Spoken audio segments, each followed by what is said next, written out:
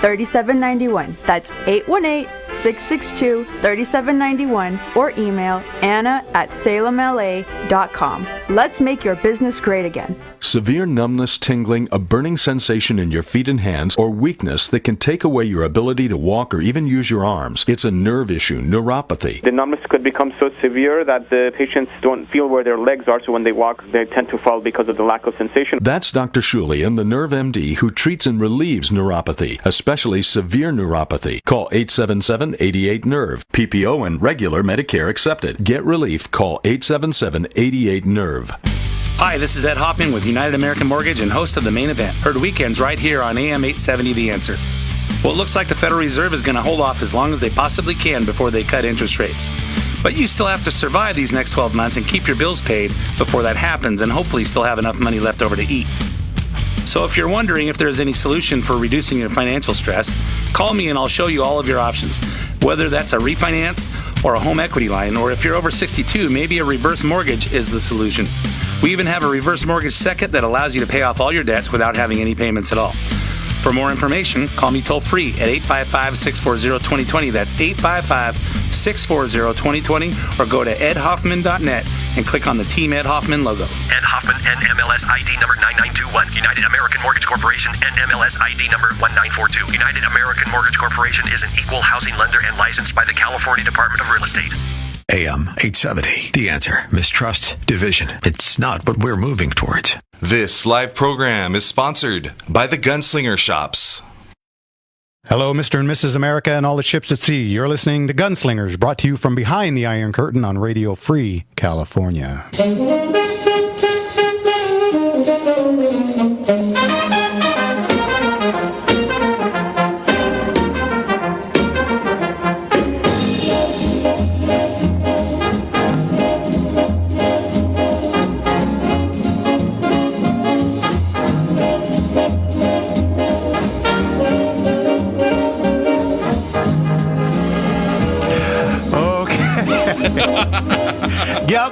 Yep. Welcome to live radio, everybody. Welcome to Gunslingers right here on the Gunslinger Syndicated Radio Network, baby. Yep.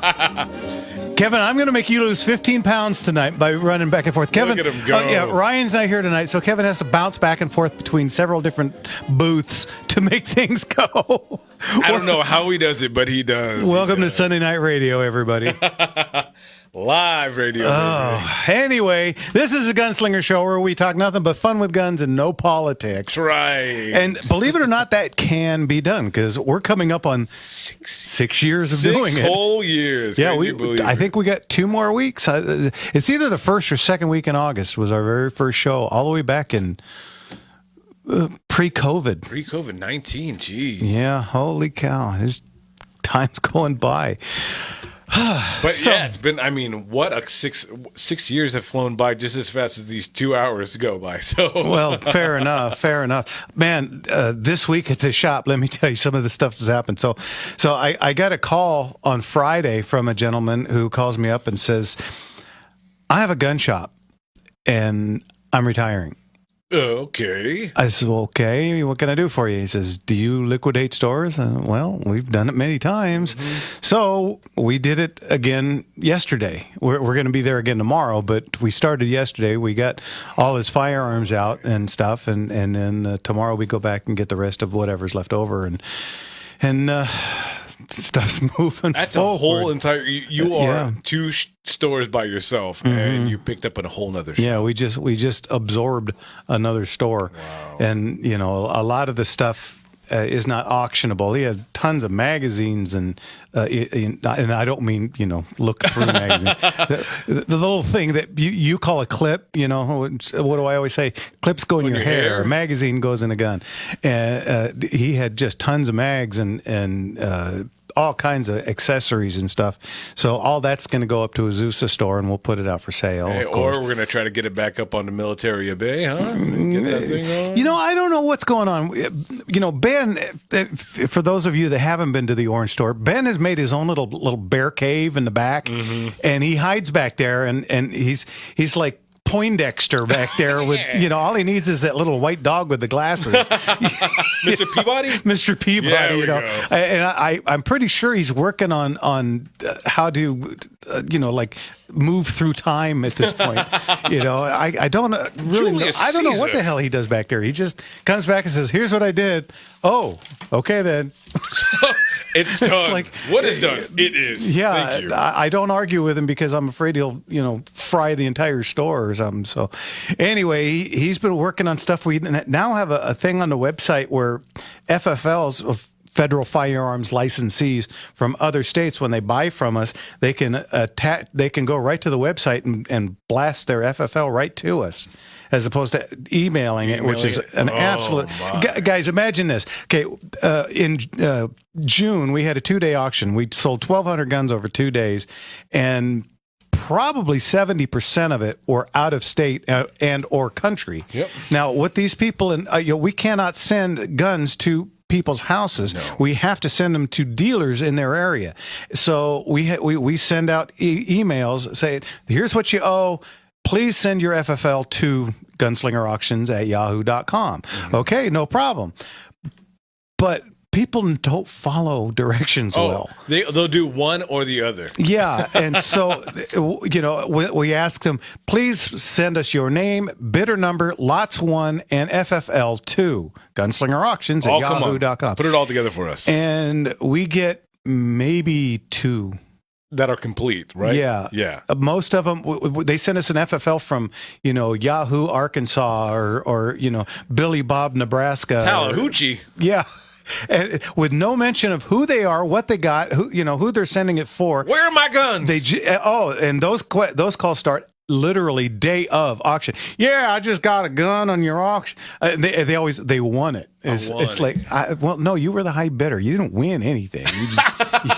You were the high bidder. A raffle or an auction? I don't get it. But anyway, so we have on the first day or day of auction, we usually have somewhere between 75 and 100 phone calls / emails asking for tracking numbers. I remember clearing those out as soon as we got in. It's absolutely amazing how these people expect, just instant. And then they complain about shipping. And it's like, guys, what we charge for shipping is literally exact amount what they're charging. And that's not including the 4 guys I got working shipping that I'm paying $20 an hour to. And then there's the stuff that goes, those boxes are $2 to $4 a piece. And then there's all the foam. We've got this new system where it's really cool. You put this piece of plastic down. Let me say, you wrap the gun in this weird plastic. It's some kind of super duper plastic, and then they spray this foam in it, and then you put the gun in, and this foam foams up like the stuff you shoot in the walls. Oh yeah, and then once it's up there, then you shoot the top, and it fills in. We close the box around the gun completely. Yeah. Then you have to pull it back out because the foam is hot as hell, it steams. It's a chemical reaction that's going on there. So we have to take the gun out because you can't have steam around a firearm, or you get rust, which we found out the hard way, unfortunately, with a couple of guns in this last auction. Now that we had to send money back because they got a little bit rusty, and so it can happen that quick. Yeah, well, it's a learning curve, and we learn. And we've been curbed. Yeah, so we've now got it down where we set it in, and then we get it right out immediately, and we actually wrap it in butcher paper before we put it in the thing. So it's got to get through a lot of stuff. Oh yeah, the steam, layers upon layers, and then we still let it dry for 15 minutes before we put it back in. But anyway, so that's the precautions, and that's what you're not having to pay for, folks. When you see the shipping on there, it's just to get it out to you. Well, and this foam stuff, I think it's a 5-gallon can, and there's 2 of them. And at least 5 gallons. Those are pretty big. Yeah, but they're $1,200 every time. And we went through 3 of them for this last auction. Oh yeah. So and it's 2 separate chemicals that combine to make this foam. Yeah. So it's and then they bitch because we charged them like $6 more than what we paid. Ouch. Whoever we shipped through. I won't mention names because they're all gorillas. Anyway, hey, did I mention this is a live show? Live show, gorillas. Well, yeah, this is a live show, and you know what? We have a phone number. What's that? What's the number, Jim? Ooh, let's start it off. Let's get the number out there. That's going to be 866-870-5745. 8852. Once again, that's 866-870-KRLA. Give us a call. You got questions about guns. You got questions about paperwork. You never bought a gun before. You want to know what you should do, what you should ask, what you should wear. I met some people that I went to high school with this last week, and some of them had questions about guns, and maybe I'll put one out there for us because I know if it's on one person's tongue, it's probably on multiple. So yeah, and then again, we got all this. If you're online and you're watching us right now, we're on YouTube, Facebook Live, X, and Rumble. If you have a question or just a comment, want to say hi to either one of us, go ahead and leave your comment in the comment section, and make sure when you're on there, you're hitting the like button. And the share button. And you're subscribed so you don't miss all this. And you don't miss all the new stuff we're putting out all the time. All the clips that are going up, all the different... We're going to have...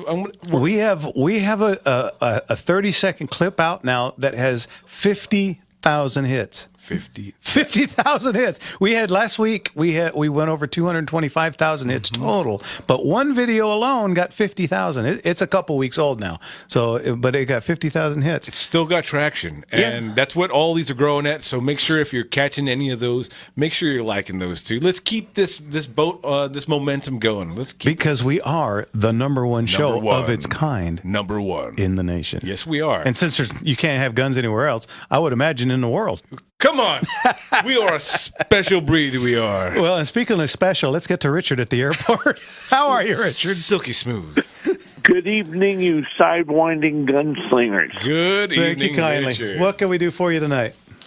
Yeah, I want to know, I've seen, most cartridges are brass, but I've seen some that are nickel. What's the purpose of that?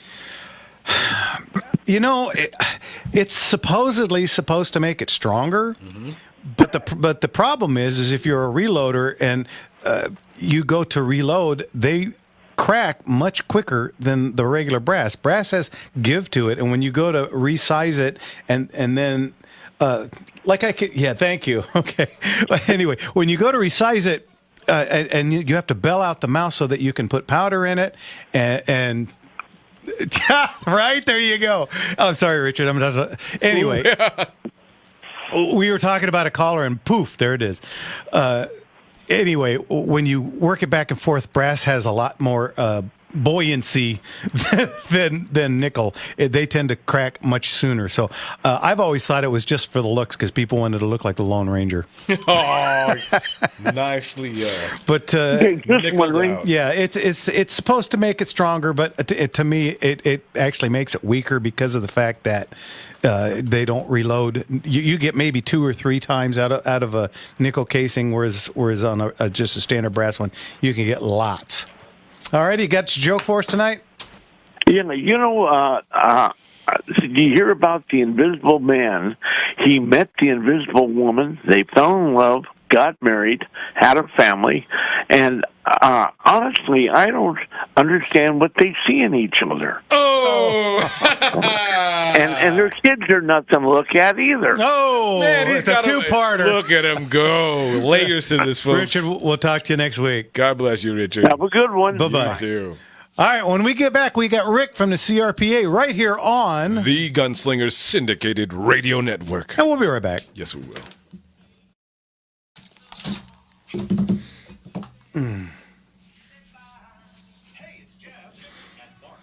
Okay, so it doesn't look like YouTube is up. No YouTube.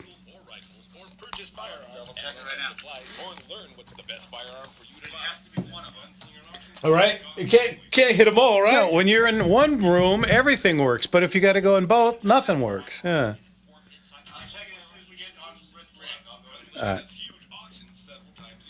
Anyone know where to get a carrier assembly for a 44 mag Marlin 1894? Best bet would be one of 2 places, either Numeric Arms, which is gunparts.com, I believe. The other one would be Brownells, which is brownells.com. Hear that, Jim? Go ahead, check it out. And eBay, too, by the way. Yeah.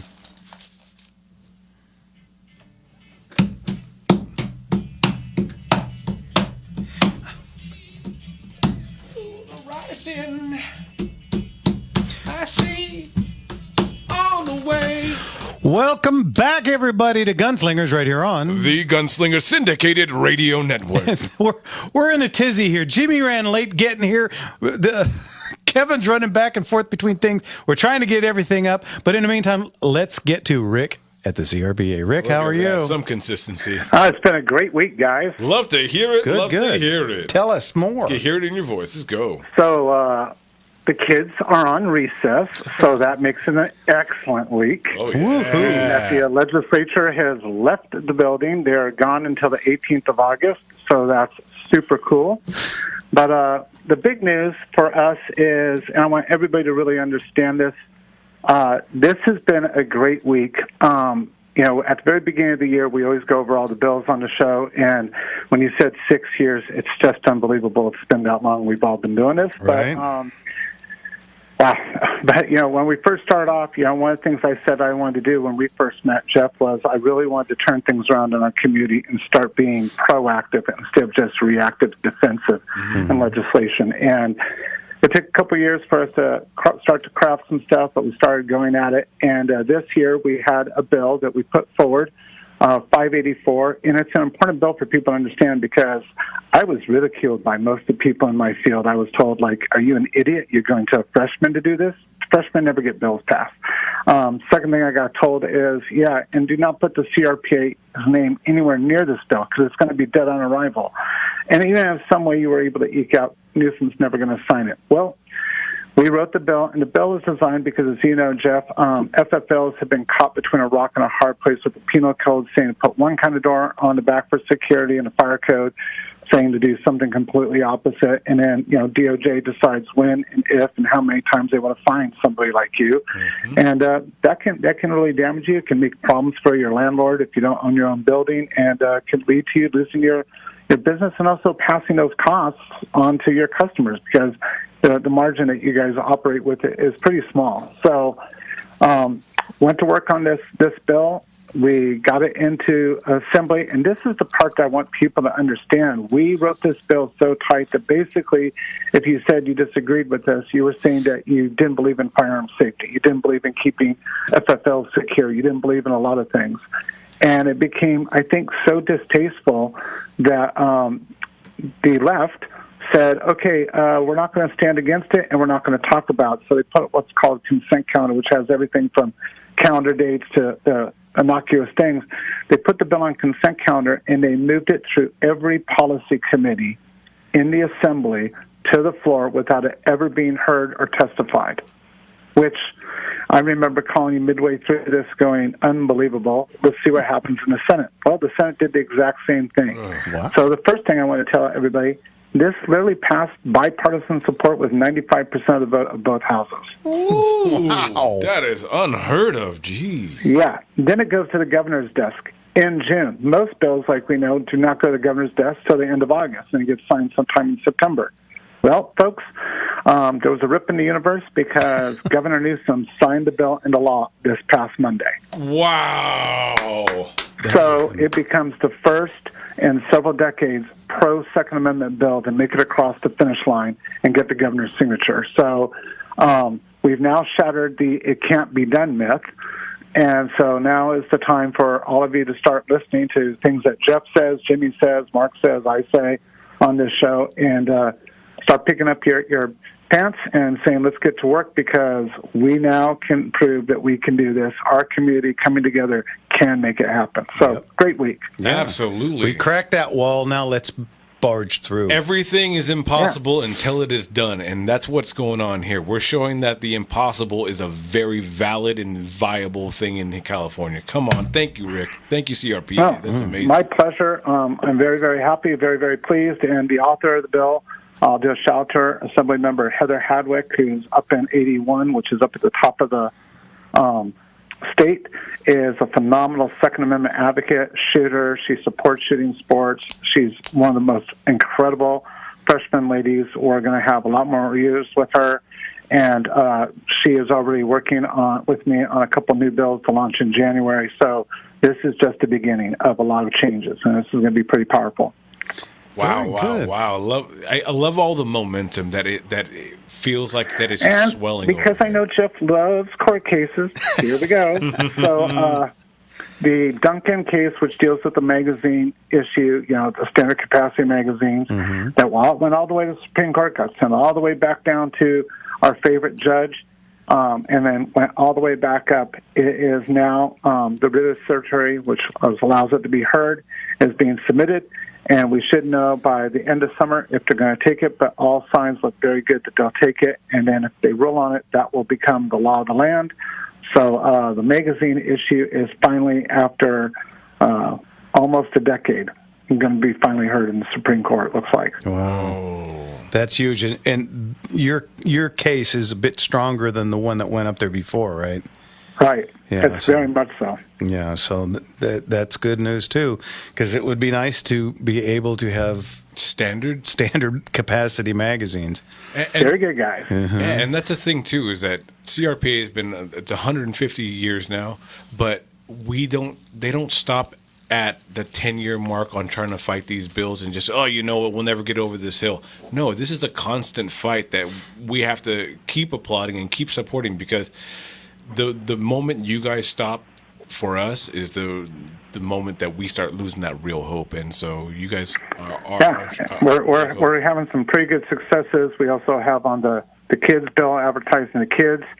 We're waiting for the final write-up from the court, but it looks like the state's going to hand it to them on that one. So we're winning, and we're waiting for other cases like the excise tax case and some others to get through the court system. But I just look at people and say, if you look, they are losing everything, and we're winning. Yes. Well, it's kind of scary, isn't it? It's like it's kind of scary, but part of it too is don't rest on your laurels, folks. Because I heard a guy say, "Well, great, now we don't need to support you guys because we're winning." And I was no, this is the come on, this is the middle of the game. Let's go. Yeah. So we haven't even gotten to halftime yet. Yeah, we're still going uphill backwards with our hair on fire, guys. You got to stay hydrated, and that's what we're doing here. We're making sure we're staying hydrated. Okay. So I do have a couple questions from the online crew. 1598, the firearm safety education. Yeah, so here's where all the bills are, Jimmy. They're please, go ahead. Appropriations. So Senate bills are in Assembly appropriations. Assembly bills are in Senate appropriations because they're in the opposing houses now. Nothing will move on those bills until after the 18th of August when they go back in. Most likely what will happen is those bills will all go into what's called the suspense file, and then on the last day of the session, which is the 29th, they will have to look to see if there's any money for it. I think about 50% of those bills will not get out of appropriations, and there's like 7 bills. I think half of them won't make it out. The other half will, and then it'll be up to the governor, and then I will already have the veto letters in on those bills. In fact, they're pretty much already written, and then at that point, our attorneys will wait, and as soon as the bill goes to go into law, we will litigate and get an injunction and stop it from becoming reality. We're just hoping we don't have to do that because we keep winning, and they keep looking stupid, and But they're Democrats; they don't care. No, that they look stupid. They dress up like clowns, and they kind of. And I will say, if you're watching politics up in the Capitol, it's been very interesting because the governor tried to get several emergency bills through that take 67% of the vote, and he didn't get it. He had several Democrats say, "No, we're just not going to vote." Wow. So there's some cracks in the old ceiling. Their supermajority isn't working out so super right now. Good. Not so super. Hey, Rick, really quick, I've been getting inundated on Faceplant with these advertisements about if you're a senior, the president has signed a bill that you can get a CCW without doing almost anything other than sending money to this. Not in California. Okay, which is what I've been explaining to people on the phone because I've been getting calls up, left and right, and I kind of was like, yeah, that might be okay somewhere else, but I don't think that's going to fly here. I'll take my one pop shot because it's just too funny for any of your viewers that didn't see it. Gavin Newsom was gifted a gun on the Sean Ryan podcast, and then his own attorney general, as you know, turned on him and said, "No, you can't accept the gun because it'd be violating the very laws."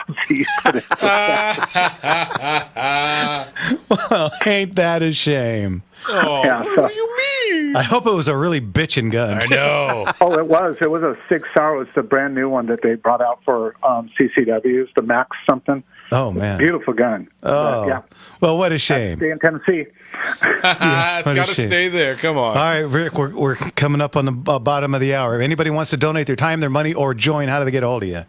CRPA.org. If they have questions, contact CRPA.org. And God bless both of you guys. Thank you, sir. bless you. Are you free this week, or what do you, what's Yes. Yeah. Pick a day I'll and let give me you a know. call tomorrow. Okay. Okay, All bye. right. Bye. All right, be safe. All right. You're listening to Gunslingers right here on. The Gunslinger Syndicated Radio Network. And when we get back, it's phone calls time. What's that number, Jim? You guys are going to want to call in. That's 866-870-5752. Once again, 866-870-5752. Remember, it's movies, worst shots, best shots. Let's keep it going, baby. Give us a call. We'll be back right after this. Woo! Anymore. All right, it's a long break. I'm gonna do the thing that I usually do before I leave. Oh. Oy, oy, oy, oy, oy. So get this. I go yesterday to this poor guy. He calls me up. He wants to retire. He doesn't want to deal with California crap with gun shops anymore. So he calls me on Friday. I go. I tell him I'll be in tomorrow. We'll work it out. We'll figure it out. Blah blah blah. Friday night, somebody steals a car and drives right through his front, and blows out the whole front end of the store, takes out his computer, his phone, his alarm system, the whole kit and caboodle. Just unbelievable bad timing. And then they break in and they grabbed 2 BB guns and a pellet gun. Can you see that? 2 BB guns and a pellet gun. And it was all captured on film, and they caught the guys within 30 minutes. Obviously not super crooks. So anyway, we went in yesterday, and I with the front, his whole cage, he had, the bars and stuff across the front, and it's a very small entrance too, and they crashed the whole thing down. So we went in yesterday, and we took all the guns out for him, and then we got most of the ammo, and he had some gunpowder and stuff. We got all of that stuff. Tomorrow we're going to go back and get the holsters and the rest of those mags and stuff. But weird timing, really weird timing. That happened to me in 2000. Some gangbangers stole a Toyota 4x4 4Runner. And we didn't have the ballards in front, the big steel poles. I had been asking my landlord. He said, "Oh, you don't need them. You got that cage." So 3 o'clock in the morning or 5 o'clock in the morning, I get a phone call from my alarm company. They had stolen a car. They drove it straight through. My cage broke open. I mean, the guy had to be a skinny ass to get through there. And they ran in. They had a big flashlight, one of those big metal flashlights, and they crashed the top of my glass counter, scooped up about 10 handguns, and like Hansel and Gretel, they dropped them as they were running out to the car. Hansel and Gretel style? Just yeah. In case they wanted to come back, they left little guns on the ground. Get this. So they only ended up with about 4 guns. They left the flashlight, and on his way out, one of the guy's shoe came off trying to get back through the cage. So we got a guy's shoe. We got the flashlight. They go down the street where they had another car waiting for them to jump into and take off. They left the hot car running, all crashed in and smashed up, right in front of a good friend of mine, Jim the cop, house. Jim worked for me part-time. He was a Glendora cop, and he worked for me on Mondays. and they parked this stolen car right in front of his house. Way to go. These guys were on it. They did it at a time where the gym next to me, Bulldog Gym, was already open. There were already people inside, and they heard this big crash, and they come running out. That scared them guys, so they didn't stay very long. I mean, what a mess. Oh, that's us. Remember, I'll always be true. And then while I'm away, I'll write home every day, and I'll send all my loving to you.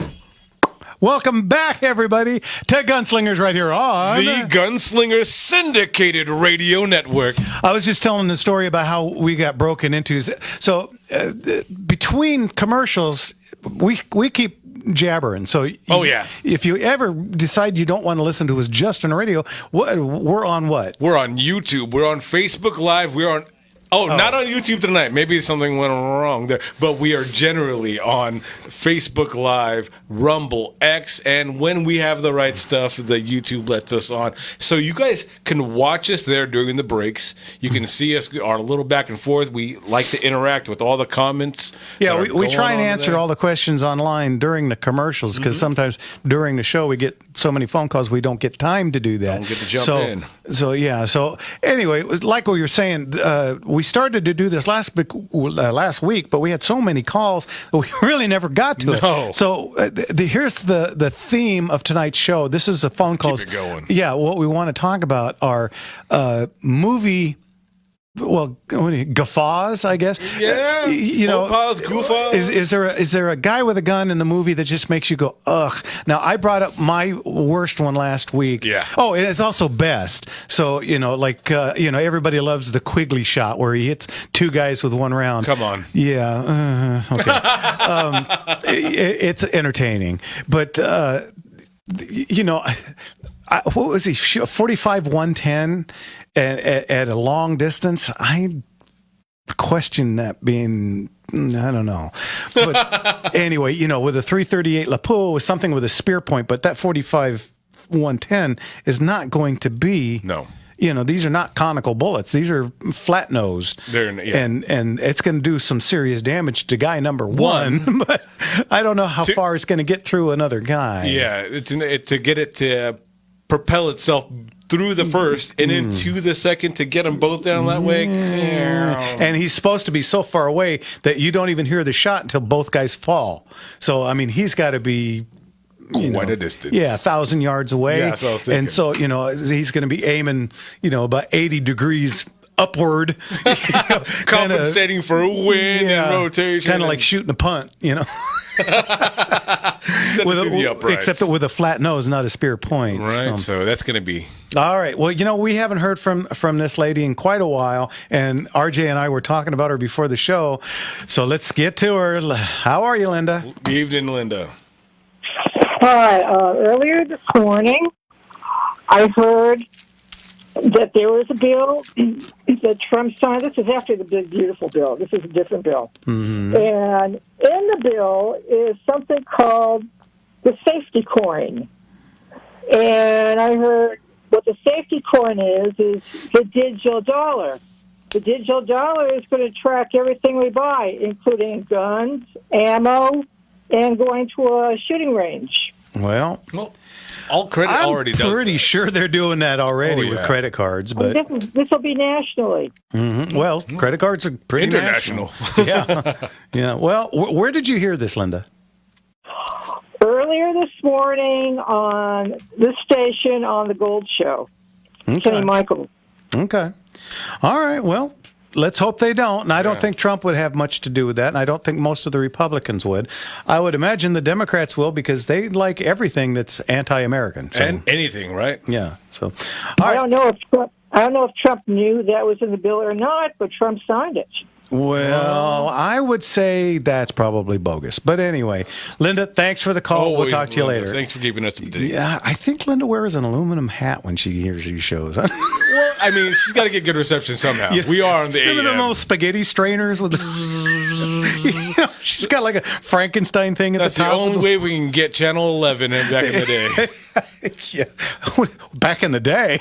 Well, I mean, trying to get that this morning. Anyway, okay. So anyway, last week I said for my worst is that silly movie with Angelina Jolie where they curve the bullets around corners, around pillars. Right back into them. And you know that's just got a giant no. Yeah, come on. I mean, I understand there's a lot of fantasy. A lot of people watch The Matrix and they saw jumping around and bullet time and all that. But for something to be so anti-physics, anti-everything reality, they should have just put magicians and dragons in the same movie. Yeah, it was pretty bad. Here's another one of my least favorites, and it's a fun movie. Remember Predator? I love Okay. Yes. Okay. Well, when it's the Governator and just the big critter fighting each other, he has some what are they called? They're big bulbous. I'm drawing a blank. Mortars. Oh, yes. Okay, and he pulls the top off of one. He pours the powder into a leaf, and then ties that leaf to a spear and throws it. Now, what the hell is that supposed to do? Where is... I mean, there's no ignition system. No. And, oh, my gosh, I've been hit with shrapnel of a leaf. What will I ever do? There are blades of grass in there. Blades. Well, yeah, I mean, okay. I mean, these are two of the dumbest things I've ever seen. What about you guys? Give us a call. What's the number? You guys call in with yours. 866-870-5752. Now, best shot, Valdez is coming, Burt Lancaster. Figure it out for yourself. If you haven't seen it, shame on you. Let's get to Howard in West L.A. Howard, what can we do for you? Evening, Howard. The business with nickel-plated brass, it's not going to... You can't anneal the angles in the mouth. The dissimilar metals will react different. Right. Okay, yeah. And the business with the Quigley 2,000-yard shot, my buddy Marty was gifted a book from the Bureau of Ordnance in about 1880-something or other, and they were using a trapdoor Springfield with the 45, 70, 500 loads at 32 and 3,500 yards. And they had an artist drawing a 90-degree look at the target frame. And they had 3 boards, 1-inch pine, behind each other. And they were able to determine that at about 32 and 3,500 yards, the plunging angle of the projectile was about 78 degrees. So if a guy is hiding behind a rock, a boulder, and you could see his hat, and he's at 40, and he's at 3,000 yards, he's dead meat.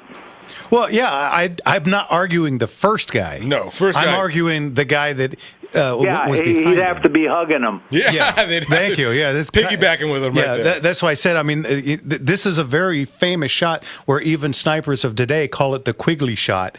But again, when you're shooting a spear point with so much more power behind it, like a 338 Lapua or a 50 cal or a 416 Rigby or the 378 or 375 Shaytac, something like that. That's so different than that makes a lot more sense. than a 45 110, which like I said, I mean this is like they're the bullet path is reliable. It is artillery. It's not really a rifle anymore. No, exactly. It's going to be kind of like the St. Louis Arch. Yeah, and it's going to be coming down on the guy, and it's not going to go through a second guy. No, yeah, it's going to be. Anyway, my buddy and I, another shooting buddy, were using astronomical binoculars. They were 11 power with 80 millimeter objectives, and we could see the shock wave of our 30 caliber military rounds going through the air. That's what the snipers are looking at. They're not going to see the base of the bullet. Yeah, absolutely. Okay, Howard, thanks for the call. Thanks, Howard. Great call. And that opens up a line. Jimmy, what's the number? Guys, call in 866-870-5752. Again, 866-870-KRLA. Yeah, give us a call. Again, you want to talk about the Quigley shot? That's fine. You're going to be wrong. Speaking of, what do you call the binoculars? Magnificent binoculars? We had a set of World War II Japanese binoculars come in. These were ones that they would mount on the boat. On the actual, yeah. And holy cow, they were like 2 feet long. They got to see pretty damn long. Yeah. So we had those. So we had some pretty magnificent binoculars. Those sound like big in the past, but we sold those. I think a maritime museum bought those. We had the coolest set. One time we had an Arisaka Type 99 with 2 bullet holes through it. That it was packed in the original casing sent in 1945 from Iwo to San Francisco. It still had all the original stuff on the top. Stamp in on there and all that. the stuffing inside the gun itself was wrapped in torn up Stars and Bars magazine. Come on. I mean, how authentic and how history driven can you be? You don't more than that. No. I mean, that's as absolutely cool as it gets. And a maritime museum, I think in New Jersey, bought that setup. It went for a pretty penny. Oh, yeah. But how cool is that? Come on, especially the accoutrement, the whole everything inside of that. Yeah. The crate and all. Jeez, it's all history. Okay, I got you, Kevin. Yeah, well, Forrest, I see your phone number, but we're coming up on a commercial, so we're going to wait till after the commercial and we'll get to you. Everybody wants to talk about brass versus nickel plated. Hey. We're supposed to be talking about Hollywood movie shots. Guys. Come on, but hey, we'll still get to you. Absolutely. Yeah, I mean, again, this is a show for knowledge. Yeah, and we're an edutainment or infotainment show. There so you go. You could bring them on. We'll help everyone out. We ain't no damn infomercial. No, sir. Speaking of Gunslinger auction. Hey, we're not just salesmen. That's right. That's right. Hey, I tell you what, guys, September 13th, right around the corner, and stuff is coming in. I mean, we're full, but we're still taking a few. Oh, man, you should see some of the stuff that's been coming in this week. Oof, we got a 38 Super from the 1930s Colt. Ooh. Yeah, that's absolutely gorgeous. That we've had a few people come in, and we had to hand them a paper towel because they were drooling so bad. I gotta give me a bib, please. Yeah, I just some killer stuff. And coming 38 in. Super, it's just so popular, but so hard to find, pretty much. Like the gun, and anything that you really actually want to fire. Yeah, very popular around 38 Super for lots of folks. Competitors and the like. But we told you about. We've got a bunch of long range ammo. We got a bunch of long range guns. And super long range. I told you guys I'd get a list of stuff, but you know me, I forgot. But again, the catalog is about less than a month away now, so we're going to be hyping it up until it comes out. So That's we will right. get you some things. Yeah, to well, we've had a bunch of calls. The catalog will be up middle of next month. Yep. You're listening to Gunslingers right here on the Gunslinger Syndicated Radio Network. Give us a call. Come on. Everybody OD on calling last week. Nobody wants to call this week. What time? I mean, and again, we are getting a decent amount of calls for the first hour. This is, so let's just say that. True that. Yeah. Usually everybody. I have a theory. Maybe it's alcohol driven. They wait till they've had a few, then they give us a call. Come on, you got to start. 7:30 can't come fast enough. Yeah.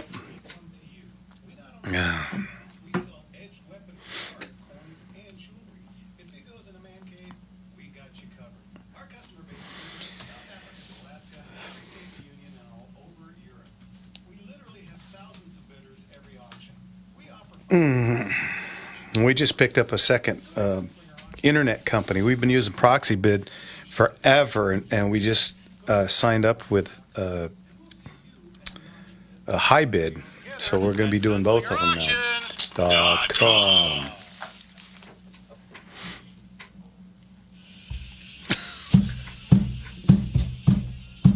I want you to want me. I need you to need me. I love you to love me. I'm begging you to beg me. That's right, baby, beg me. Welcome back, everybody, to Gunslingers right here on the Gunslinger Syndicated Radio Network. Kevin, you got to be a little faster on the draw there. He's got a lot of knobs he's holding on. I tell you, well, quit playing with your knobs and start doing the thing right. Well, yeah. Jeez. I'm like a principal around here. Oh, okay. Yeah, post will sound great. Live, it's okay. All right. Hey, you know what, guys? We got lines open. What's the number, Jim? 866-870-5752. Again, that's 866-870-KRLA. But as promised, let's get to Forrest in Long Beach. Forrest, what can we do for you? Evening, Forrest. Hi, yeah. I think the thing with the brass versus the nickel-plated is the nickel-plated cases don't corrode as easily in, like, leather cartridge loops on belts and bandoliers and so forth, because I know I had some shells that were in a leather bandolier or belt, and they got corroded really faster than they should have. Yeah, that green oxidation stuff, yeah. Bandoliers hold a lot of moisture. I think that was it. Leather, okay. Yeah, cool. Well, all right, thanks for the call. Good point, though. Take care. Good point. Longevity, right? Yeah, longevity. Well, again, it's kind of the whole point is that, if you're not going to reload, there's nothing wrong with them. No. Or if you only plan to reload one or two times, nothing wrong with them. But, for me, the majority of the shooting I do is either just shooting around, goofing off up at West End, or if I'm shooting in a match, it's a cowboy match, and, 45 Colt is expensive. Yes. And for me, I won't have nickel plated because they just they go bad 2 or 3 times and you're done with them. Yeah, they're unusable after a moment. Yeah, whereas a standard brass round, I can reload 7, 8 times. Dust it off, send it back into the tumbler. Yeah, and of course, I'm a stickler. If I'm going to a major match, if I'm just doing a whatever match, I'll just use the whatever brass. But if I'm going to the World Championship or national or state champion, I always take new because even brass that's in excellent condition can and does split on you. Yeah. I shot last weekend at the world famous RR with Johnny Ringo and a whole bunch of other friends, and I had a case split that I had checked, and it looked it looked fine. And right in the middle, it's very difficult to lever that sucker out. Let me tell you, you really got to get the thing to pop out. Yeah, you got birds all stuck in there. You're dealing with all of that. Yeah, so when you split a case, it's a bummer to have to do that out on on a timed issue. So anyway, that's the story on that, and I think we put that to bed. So now call in and tell us. Oh, boy. Well, Mark in Woodland Hills has a joke. So, okay. Mark, what's going on? Mark, evening, Mark. Hey, good evening, brothers. I think the one most consequential shot I've ever seen in a movie is 1942 Casablanca at the very end with Rick, and they walk off with a good friendship. Mm-hmm. Oh, by the way, that was filmed at Van Nuys Airport. I do know that, yeah. They didn't go out on location in those days. Yeah. They didn't have billion-dollar budgets. Real quick, are you talking about the shot where Rick has the little Colt way down at his hip and shoots? No, this is where he, at the very end, him and I forget his name, but the Invisible Man, the French, the French commander and the Nazi guy rolls up and wants to arrest him, and he shoots him. And he says, "This is the beginning of it." And they go to, I think it was French Algiers or something or other. I forget what. Yeah.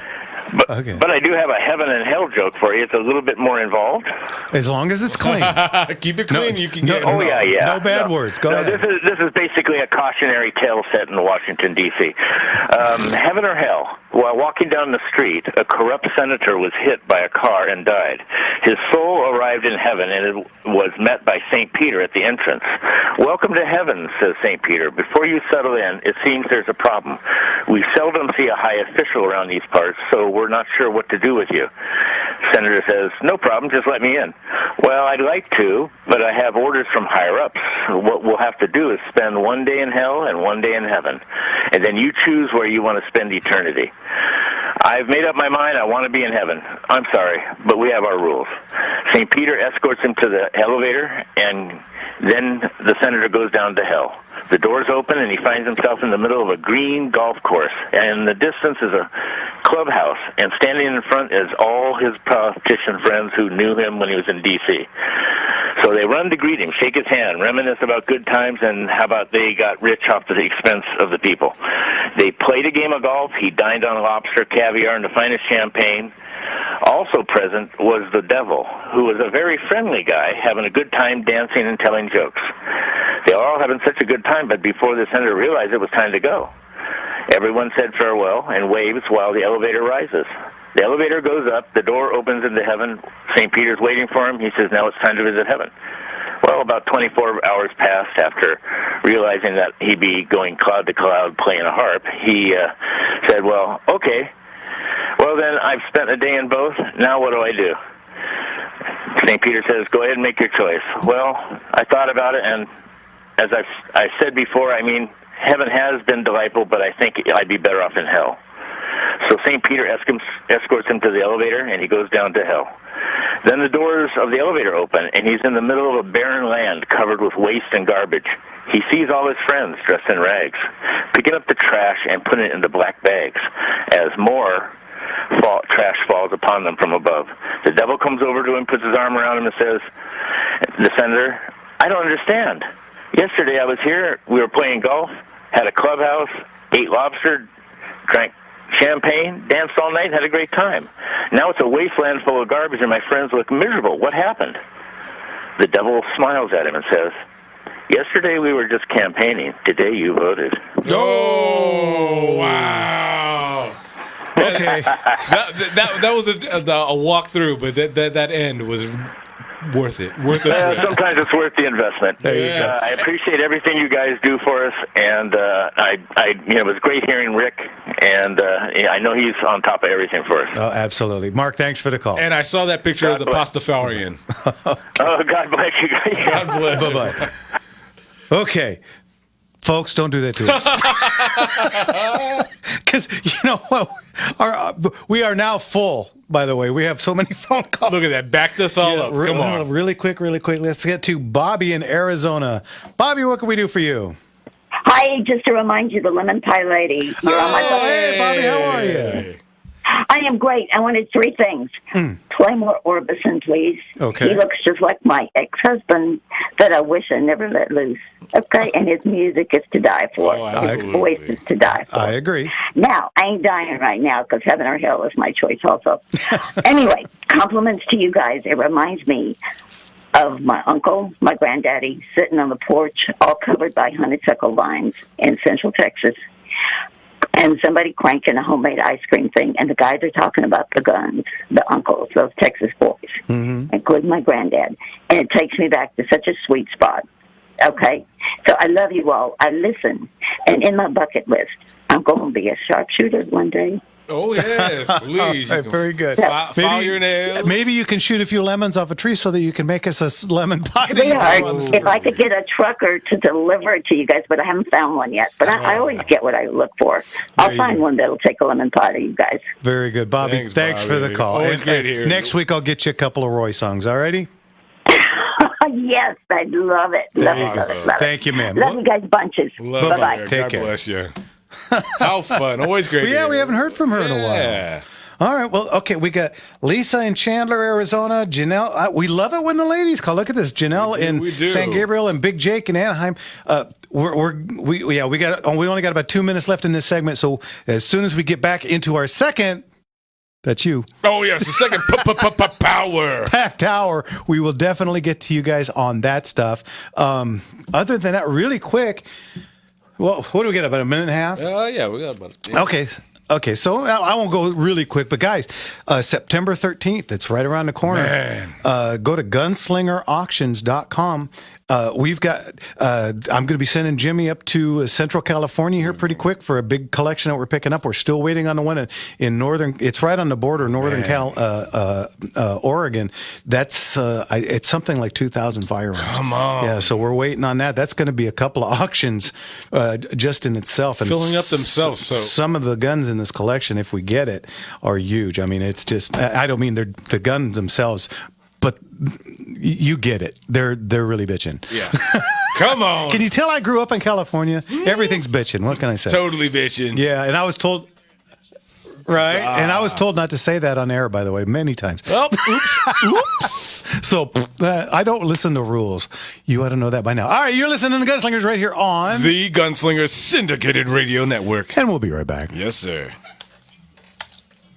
So ferry cross the Mercy, 'cause this land's the place I love, and here I'll stay. People,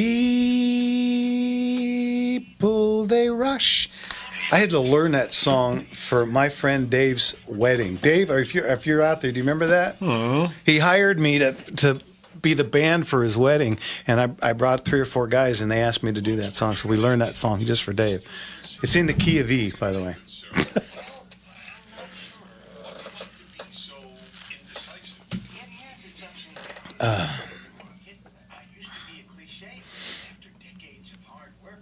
What do you think of Frontier Ammo? I don't have any problem with it. Yeah, they've been decent. I don't think we've ran into any. The only ammo, and I won't mention a name, that I've had issues with in 27 years, it's a South American company, and I'm sure you guys know who that is. Mostly with their 22s, it's been questionable ignition. You know, we some hang fire stuff, some gun bullets that just won't go off. So, but other than that, I've heard people complain about PMC. I love PMC ammo. It works all the time. Never have a problem with it. PMC is always it's a standard. Yeah, it's I believe an African or Korean company. I can't remember now. Not what you would think.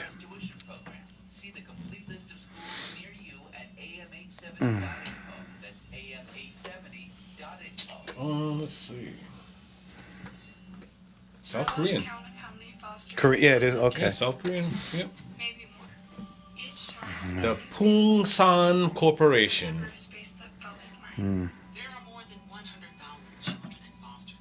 Yeah, never had a problem with PMC.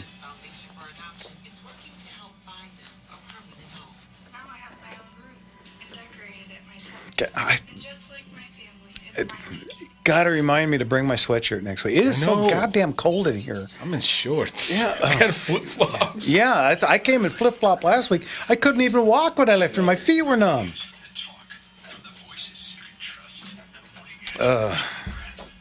Went up to the lake today.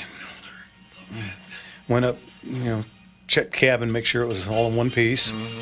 Well, we had some water leaking issues, and went up, checked that, all good, and then went down to the lake, and we did about 3/4 of a lap.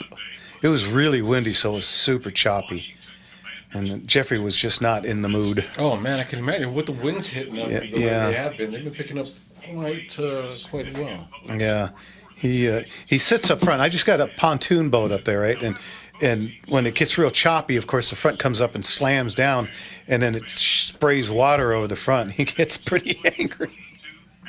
Especially because it's always a little chiller there. Oh, well, the water there is freezing. Oh, man. Yeah, and it doesn't bother me. The water hitting me doesn't bother me, but it always gets me right in the glasses.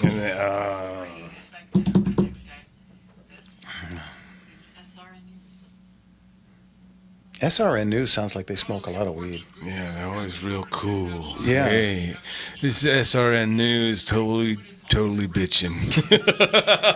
It's all sleet, you're hippy-dippy weather, man. Hey, man. I'm gonna stick my head out the window, man. I need a fresh air. Tomorrow it's going to be hot, followed by cooling later in the afternoon and overnight. It's going to be hot at the airport, which is stupid because I don't know anybody who lives at the airport.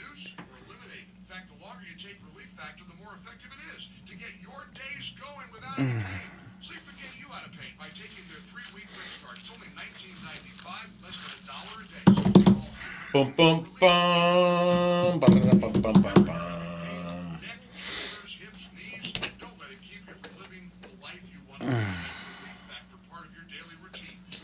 New Republic is one. Extreme Shell are freaking thick too. What's that? I think they're talking about what's good to reload with. Hendo put I roll my own, but there are some cases I will not reload. I think New Republic is one. Extreme Shells are freaking thick too. I really like choice ammo out of Montana for my cowboy load, says Jake. Reno? Shooter's Choice. Is that brass or powder? Shoot, I thought Shooter's Choice was a powder. I stick with Winchester as far as the 45 Colt brass. Starline's excellent too, but there are one or two where the Chingus at the bottom gets so thick it won't even fit under the Dillon. Chingus, that's technical, you know. Next fall, your child or grandchild could attend a high-quality private school for half price with the Southern California half-price tuition program. Choose from great schools like South Hills Academy in West Covina, St. John's Lutheran School, South Hills Academy in West Covina? offering first and second grades, and Bridge Global Academy at Lake Avenue Church, Pasadena. That's the half-price tuition program. See the complete list of schools near you at am870.info. That's am870.info. AM 870, The Answer. Searching daily for unity. This should be us. This summer, the Nope. California Highway Almost. finds you with the good times. Do. What else we got going on?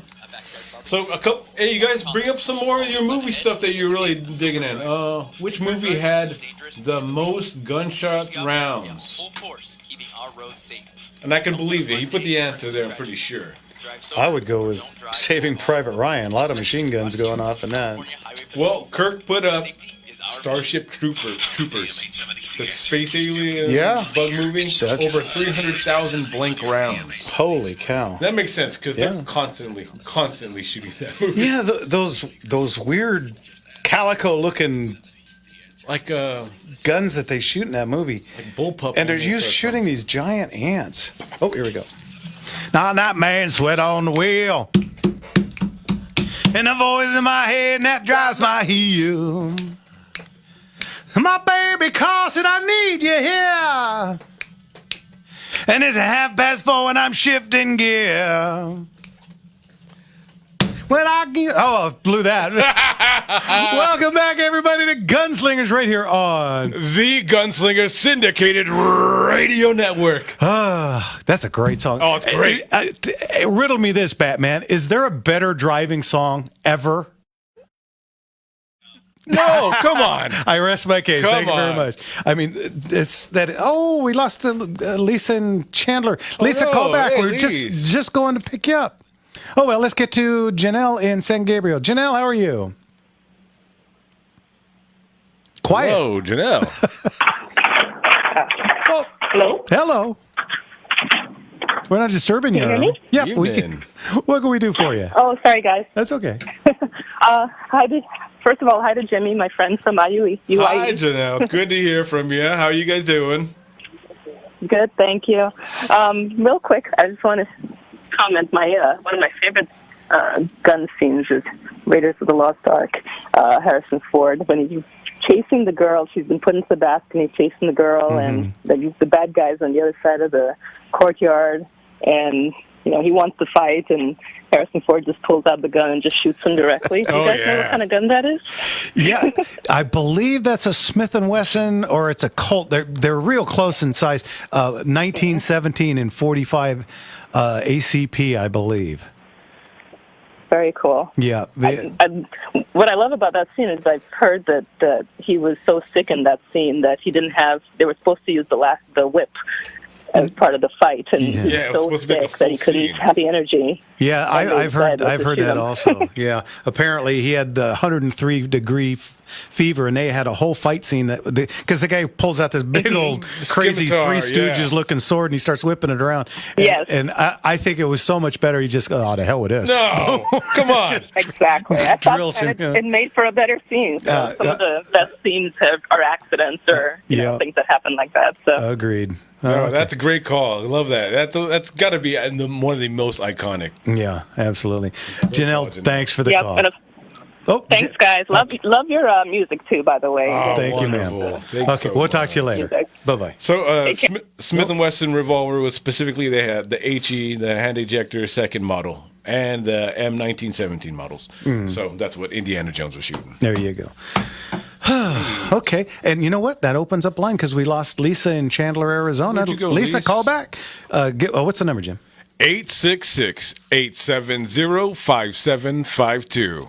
Again, 866-870-5752. Because in this second power packed hour, we take all your phone calls. So keep calling in. Well, thank you, Janelle, for that great call on there. And then, if you guys have anything else, just throw it at us, please. I mentioned another one last week, and it's from one of my favorite shows of all time, is Band of Brothers. By the way, get this. You ready for this? We got banned from one of our clips because I said Dick Winters. That's the man's name. It's a name, folks. So from now on, we'll call him Major Winters. Major Winters. Major Winters. We won't call him. Yeah, Mr. Richard Winters. I won't call him Dick anymore. And I know, we mentioned this at the end of the show, but there are just so many. Can you believe that? I mean, how stupid are these people? Especially because we have the captions on there on these clips and all that, so you can see how it's written. I mean, is that? I guess they'll just flag you for anything, right? Well, we're watched like hawks because. We were dealing with such a taboo thing. Our words are so dangerous. Yeah. So Major Winters runs up a little hill, and there's a young soldier sitting there on his knees, and he looks up at him, and he's Major Winters has a Garand in his hand, and he shoots him from the hip. And there is nobody in the world that is going to do that in real life. Because you miss, which is likely, because people, when you shoot from the hip, you see this in TV, and people ask me all the time, can you fan your single action in SAS? Well, no, you can't, number one. But number two, try hitting something. Yeah, come on. The real gun world and television and movie gun world are so drastically different. You should have just winged him. Yeah, give me time to think about winging a man. Yeah, when the guy's shooting back at you, I don't think you're really going to do that. Let me zero in on that shoulder. Yeah, well, my favorite, and I just saw this yesterday on Have Gun Will Travel. Two guys are going to draw on each other, and one guy shoots the gun out of the other guy's hand. Now, he's on the move, and the other guy's on the move, and he manages to nail him in the hand, but not hurt his hand. No, he hit him in the gun. Only the gun. And of course, when you hit when a lead bullet hits something steel, it stays together. It doesn't splinter off. Nope, none of it does. Chunk in the guy's leg. Nope, no shrapnel anywhere. Oy. One of the things we were bringing up last week at the end of the show is that it's a movie that we could almost every scene you could see like, well, I definitely wouldn't have done that, but Desperado. We're going through, and there's a scene where he's whipping, he's dual wielding, and he's whipping. Yeah, I know what you're talking about. Both pistols. And to think that someone can be consistently accurate doing that maneuver, and that's just one of those dream sequences where, I'd love to look cool like that, but You know, I don't remember what gun he had or what handguns he used in that bar scene, but if you remember, he crosses his arms. Yes. And they looked large. They looked like P-Series Rugers to me, if I recall. I think they're KP90s. Okay. So... you remember, I've been looking at you remember Big Phil? Yeah, Big Phil. No, Big Phil was, for those of you that used to go to my auctions in the old days in Glendora, Phil was the guy with the shaved head, sat right in the front and was always yelling at me about something. Oh, like 6'8"? Yeah. Yeah, he's like giant man. 6'14", and 500,000 pounds, and he would always yell at us for something. Oh, yes. But anyway, one day Phil and I were up at the range and we were talking about that particular thing, and so we decided to see if we Try it could. out. And literally, the only thing I hit was the ground with the shell. Because I couldn't, doing the crossed arms thing, trying to hit targets on either side. We had figured out, okay, we'll put them out. We put them out at about 15 yards, and they were fairly large cardboard targets, and we put them out there a ways, and we neither one of us could hit. And Phil was a Marine sniper. Yes, he could hit anything upside down and backwards. Yeah, and we had a good laugh over it, but we couldn't hit anything. Oh, yeah. And let's get to Big Jake out in Anaheim. How are you, Jake? Oh, I'm alive and kicking, still pumping air and blood. There you to go. hear it. Yeah, I was going to talk to you guys. You're looking for callers, so I called in 20 minutes ago, waiting, and run it into the ground with the brass and the nickel-plated casing. Okay. Let's keep running into the If ground you got an then. opinion, come feel on. free. Well, I started cowboy shooting back, 3 years before SAS even became a thing. Right. It was end of trail, and I shot as heavy duty for 3 years, but when SAS started, I changed my name to Big Jake 1001, and I started reloading that year because I was having to pay friends to reload my ammo for me, and I thought I could save some money and buy a couple Dillons and do it myself. Sure. But what I decided over the years of shooting is started buying more and more ammo to shoot and reload. I relegated my nickel-plated cases to black powder and my brass cases to smokeless powder. And then the same thing for rifle loads like 45-70 and 30-30 and things like that. But over the years, it's accumulated thousands and thousands of rounds. But I find that the black powder cleans up a lot better in nickel-plated cases. And a lot of people think that black powder rusts your barrel. You got to clean them immediately, and that's not really true. A black powder residue will somewhat attract moisture, and moisture will eventually rust a barrel. But the big thing with that is the old primers were made with mercury. Right. And mercuric primers, if it's not cleaned right away, will start eating at the insides of the lands and grooves and cause pits. So a lot of older guns from the 20s, 30s, and 40s will have a pitted barrel. It was all because they didn't clean them with the mercury priming. So you can shoot black powder, go home, and clean them the next day, and you'll still be okay. Yeah, with as long as you're using a newer style primer. Yeah, those fulminated mercury stuff from primers are brutal.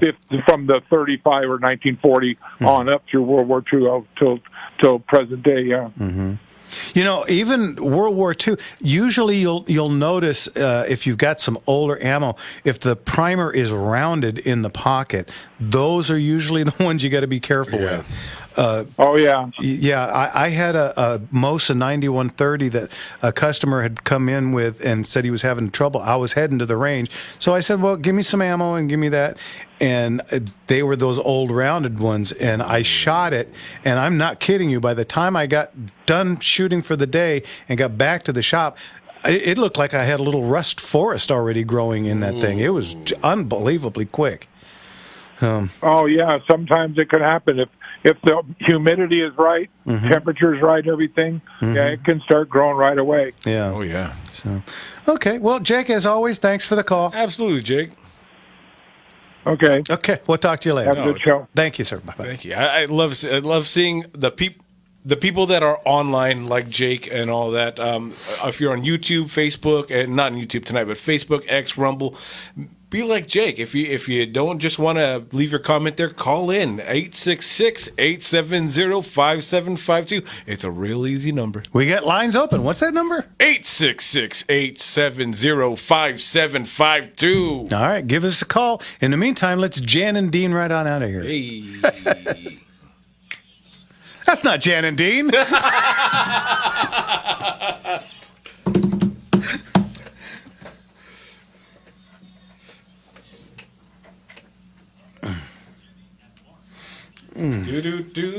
Wasn't the pistol shot there the British Webley 455?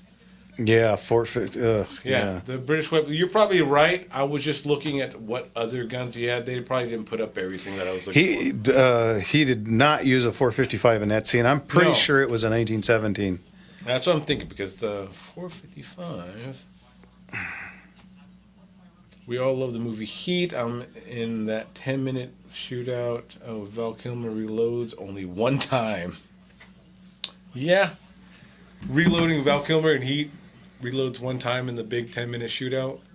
Only time you see him reload, but yes.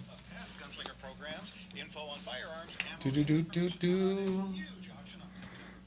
That's gunslingerauctions.com. Again, gunslingerauctions.com. Kind of laid back, ain't nothing but a country boy that you can't hack. Early to rise, early in the sack. Thank God I'm a country boy. Nothing, but you know how I'm making me a family and working on the farm. Deal with an easy country job. Thank God I'm a country boy. Welcome back. Woo! That's a lot of words. Yeah. And we all know I'm not good with those. Welcome back to Gunslingers right here on the Gunslinger Syndicated Radio Network. And this is our second power packed hour. That means we got phone calls. Guys, give us a call. What's the number? 866-870-5752. Once again, that's 866-870-5752. 5752. And that was not Jan and Dean that we left. No, it wasn't. Surprise! It was either the Ronettes or the Crystals. Okay, there we go.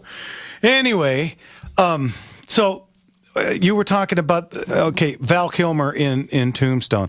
In the big shootout, he does have two firearms. And, of course, I've heard lots of people say, well, that one when he's running and he's shooting kind of over his head, and there's no way you can shoot a single action that fast. Well, that's because that's not a single action. No. That's actually a double action. That's the Colt Lightning, which was an early, the 1878 Colt DA, I believe was the original name for it. But that's a double action revolver. And it existed. Come on. And they still exist. Yes. They still suck. And you can't get them to work with it. Damn, and you can't find anybody that will work on them, but they did exist. They still exist, and so there's that. The one thing that nobody brings up in Tombstone is Curly Bill. You remember when Curly Bill, he goes into the opium den and he feels just capital. And he comes out and he's shooting the moon and he's shooting he's all over. And he goes through about 40 rounds and feeling capital. I don't know how well you're going to be able to reload that guy. You'd be fumbling around. Can you feel your fingers at that point? I doubt it. And it was the evening, and in the desert, the evenings tend to become a little colder. So I can imagine that he wasn't feeling even much more than either. So that is kind of a and I mentioned last week, the scene when Virgil, of course, when Virgil gets shot and when Morgan gets shot when in real life we're months and months apart, but in the movie they happened at the same time, and then. Virgil's laying there and, I told you, Wyatt, blah, blah, blah, and all this stuff. And then Morgan freaks out. They're bugs. They shot, the Mayor Clum's wife. They're bugs. You can't no living with bugs. He's so upset he runs out right out the door and goes right down the street and starts shooting bull. Yep. There's nothing that takes the stress away of murders. Well, when I'm in a fanatic thing, the first thing I think of, billiards. Yeah. I was like, 9-ball, I want to play 8-ball, 9-ball, whatever. As long as I'm hitting a couple, I'm fine. Yeah, so... And darts. Yeah, and then, of course, he gets shot. And in real life, Wyatt was sitting there, and he got shot at, and it went right over his head. Also in the real shootout at the OK Corral, Doc was actually hit. It hit him in his side, and it literally stayed under his skin and went completely around, and came, like a roller coaster, kind of came out the other side. Oh, it just hugged that skin. And just went around. So Wyatt was truly the only one that didn't get shot. Oh man! And, imagine that seems like a wound that it's like one of those uncomparable wounds. Frank Costello, the mobster, when the chin said, "This one's for you, Frank," and he turns around and he shot him. It entered right by his ear, and it did the same thing. It went around his skull and exited on the opposite. And came out the other side. So it does happen. There's two perfect examples right there. Wow. Let's get to JR in Brentwood. JR, what can we do for you? Yeah, hello? Hello. Hey, evening, JR. Hello, sorry about it. I had your radio station on. Oh, no problem. Yeah, I'm all set to go. This is regarding traveling music, and I mentioned two of the top ones would be from the movie Thunder Road. The one was Robert Mitchum from 1958 about whiskey runners. It was a black and white. And I don't know if you recall that one. And also the other one would be for Wild Angels. That came around the same time as the famous movie with Peter Fonda and William Hopper. And that's Wild Angels starred Nancy Sinatra and Peter Fonda. And the song was the Wild Angels background song done by the Arrows. Very not well known, but to die for. 1966. That's a good year for a movie, eh? Well, there you go. Okay. Yeah, Bruce Dern, Diane. Well, late 60s, they were making a bunch of biker movies. That'd be a killer. Okay, very good. JR, thanks for the call. Thanks, JR. Great call. Bye-bye.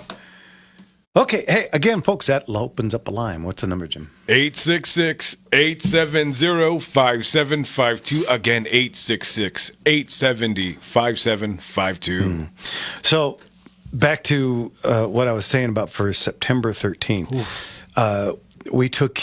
This weekend, we took in a Colt single action, absolutely beautiful, from 1899. Whoa. Yeah, just absolutely gorgeous. I told you about the C96, the broom handle Mauser that comes with the original stock that's numbered to the gun. Yeah, all the leather's still on it. It's in a gorgeous shape. The same gentleman brought us a Walther P38 2-digit serial number, J series. So this is some killer diller stuff. Whoa! And though the Walthers always go so well, and they have so many people already looking for them, and just to put that out there. Yeah, we've got a bunch of these really interesting we've got a German single shot. It's a single shot pistol with a really interesting, very like a cocking lever that goes up to bring the breech down. It's just really a cool gun, and it's in the original box. And it's got reloading dies. It's in a really oddball caliber. We've got that Shaytac, the 375 Shaytac rifle. I can't think of the name of that thing off the top of my head, but it's got a U.S. optic scope on it. Yeah, we've got a beautiful bunch of Winchesters, 73s, a couple of 76s. We've got a 76 that I was showing a good friend of mine. I mentioned Big Phil. This is Little Phil, who's actually literally 6'8". He's Little Phil. It's unbelievable. Yeah. These giants. Yeah, and I was showing it to him, and he was just dying.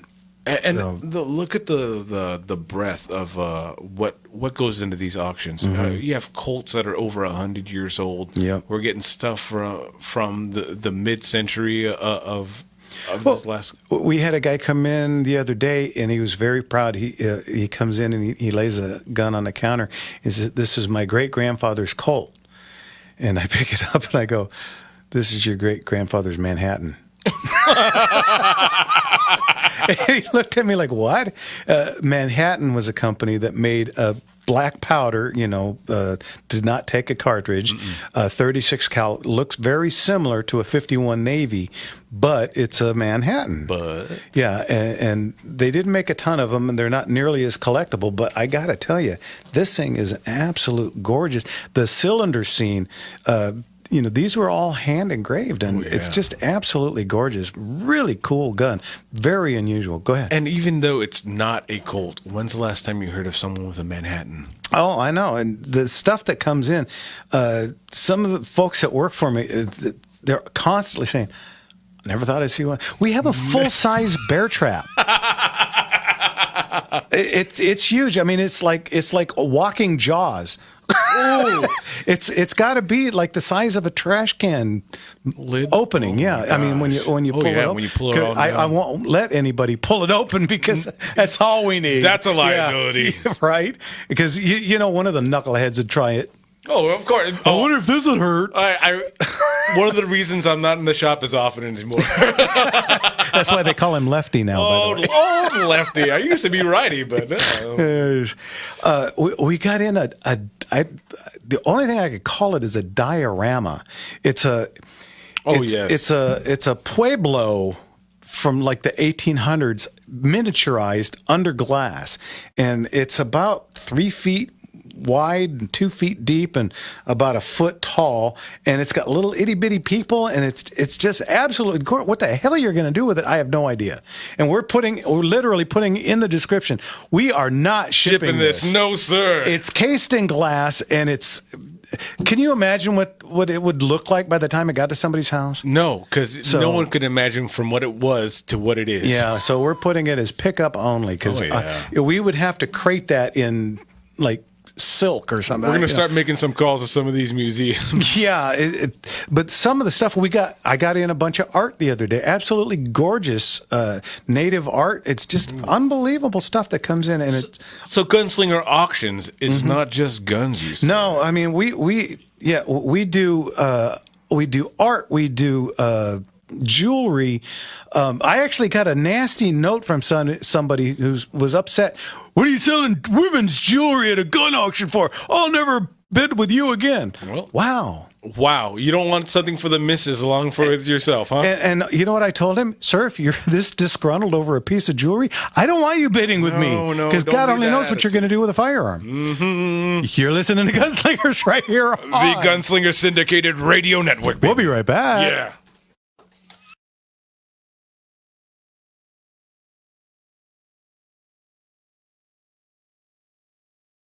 Like we're giving away like 10 charm bracelets. This is high class jewelry. I mean, for the people that did one lot every 15. If that. Yeah. And just for a short time in the auction. We get like 25, 30 pieces of jewelry over a 700 gun auction. And the guy had a cow over it. And it's like, dude, if you're this disgruntled over a little bit of jewelry, you probably shouldn't be buying a gun. Take a breath. Yeah. But seriously, if anyone's seen any of the jewelry in our auctions, this is fantastic stuff. These are pieces of art, and they're honestly beautiful. We had pearl in there. We had that big old, was it like a 4 or 5 carat diamond ring? Yeah. The sold for $12,000. People that are getting away with some of this stuff know that they're getting quality, and it's wonderful. So yes, enjoy all the pieces of work that we have: the art, the guns, the jewelry. Own it all. It's so because not just the posters and paintings and dioramas. We've got sculptures. We've got busts. We've got it all. It's a one of a kind auction. Yep. Hey, we even get saddles and I've sold I've sold antique. We sold a saddle from 1840 at the last auction. Mm-hmm. Oh yeah, that was a great looker too. Yeah. I mean, I wouldn't ride it. No. But I've got a couple of McClellans. I've got 2 real ones and a copy. I've ridden a copy. It's actually fairly comfortable. The only there's no horns, so you better ride it on a good horse. Chiappa Rhino 200 DS. I know the Rhino has been. I believe we have one in the auction. I know a gentleman brought in a couple of them to sell. You hear that, Mark? He brought in a couple Wilson combat pistols that are just like woof. Oof. Yeah. I'm looking to maybe put in my my 1911 Para into one of the auctions to get something a little more standard because it's in 40. Think about it. I remember when you bought that. Yeah. I just needed another 1911 in there. I understand. Congratulations to the Master Gunfighter Cisco. Came in first place shooting the side match, double trouble at the world's fastest gun alive in Fallon, Nevada this weekend. Congratulations. Good on you. Thanks, Brian. That's good. Good looking out. Let's celebrate all our fantastic shooters out Cisco there. used to be a cowboy action shooter. He did it for years and years. I used to shoot with him all the time. Shit, he used to come to my shop, cut my hair. If you write prices down in your catalog, it gives you a welcomed break. Kirk, what does that mean? There's estimates in there? Yeah. Or are they doing it for yourself? Like you put the catalog. A lot of people will come to the auction, get a catalog, and keep score. Oh yeah, I see guys with their notebooks out, making sure that they're keeping tallies on what they have and what they're looking for and all that. So yeah, I think it's more they already got one and they want to see what it's worth now as opposed to when they bought it. Because I can't tell you how often I hear, "Oh, I got that gun. I only paid this much for it." And it's like, yeah, well, milk was a quarter back then. Well, gas was 39 cents a gallon when you bought that thing, you knucklehead. Congratulations. And you know what? And good on you, too, because when you see it rising like that, and someday you're going to be like, when shall I sell this? And who shall sell it for me? You know what to come to. You're already in the house.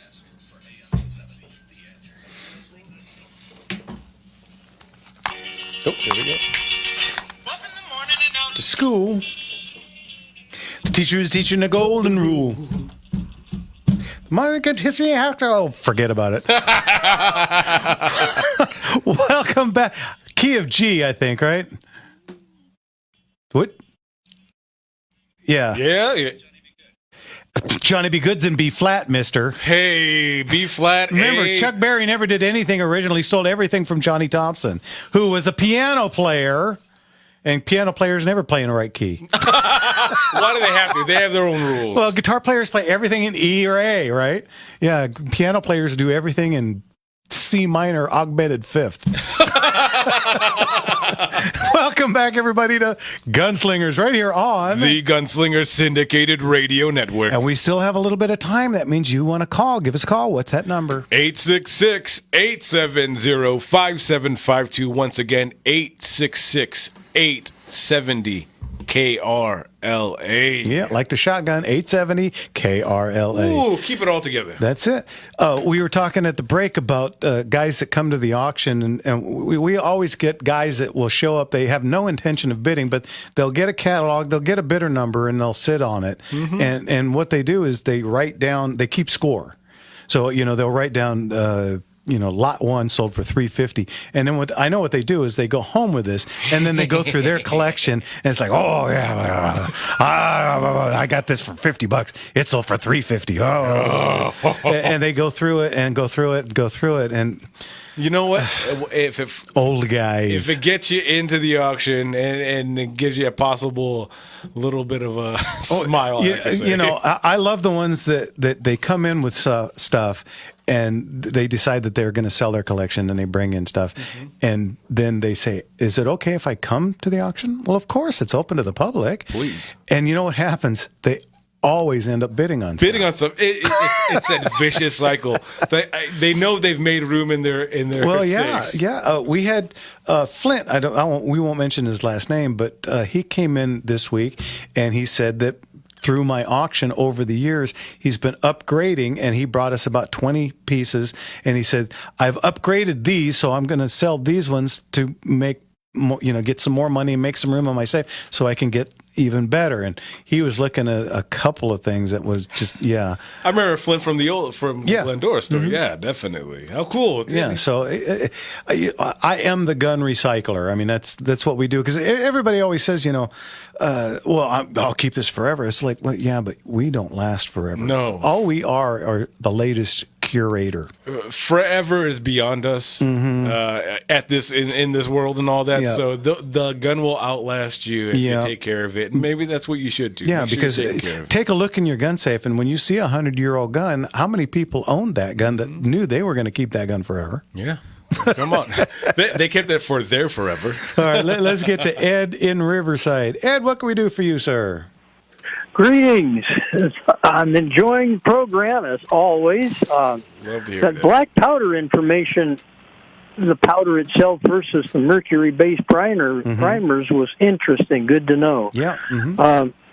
And, well, I called in last week, but I got timed out at the end of the show. Oh, So, that's right. Yeah. The question that I had was the Model 29 Smith & Wesson, Dirty Harry. You have stated that it is off the roster, but I've seen them. I've actually handled one in Ammo Brothers here in Riverside, and the other Empire Guns and Ammo, now unfortunately out of business, used to have them too. But is there a different sort of thing that the one, or have they just recently removed them from the Smith and Wesson acted and didn't? No, the one I'm referring to is the Smith & Wesson standard Model 29, or the -1, the -2. Those are the ones that Dirty Harry was using at the time. Now, the ones that we have now are like -13. Yeah. These ones have the intricate locks in them, so you can lock the handgun with a key. And a lot of people don't like all these extra safety components. Those ones. So the Model 29 itself is still attainable, but it's a 29 dash. I don't know, 9, 10, 12, 13. It's way up there. And the one I'm talking about, the standard, just Model 29. You cannot do that with in California anymore. Although by now, I would imagine that gun has got to be under the curio relic, because the original Model 29, I think, came out in the late 50s. And I think they refer to the Model 29 as the classic. Yeah. So and it makes it California. Yeah, and those are the ones that you can sell new. But the one I'm talking about is just the literal one that Clint Eastwood had in his hand in 1971, and that gun, is deemed to be a Saturday night special by the state of California. Oh my goodness! Yeah, because nobody's. I know I've seen in the Turner's ad they had the classic. I don't know what makes it class. It's just what they call it. Yeah. Blue, and it comes in a nice wooden presentation box. Yeah. And then they had a stainless steel version too, the 629. Correct. Yeah. Yeah. The 620, but it's a 629 dash. It's just like Glock. Glock has Gen 1, 2, 3, 4, 5. But the Gen 1 and the Gen 2 are no longer California compliant. No. But the Gen 3 is. The Gen 4 and the Gen 5 are not. So, you can't, if you walked into my store with a Gen 1, I can't buy it from you and then try and turn it around and sell it in California. We can only sell it out of state. And this is just part of that stupid roster law that needs to go. Right. Yeah. All right. Oh my.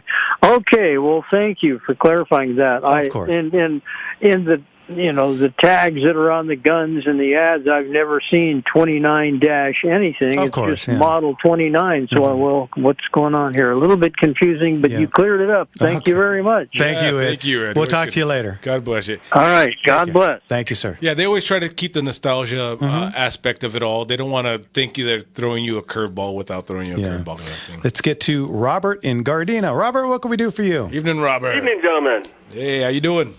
Fine, thank you.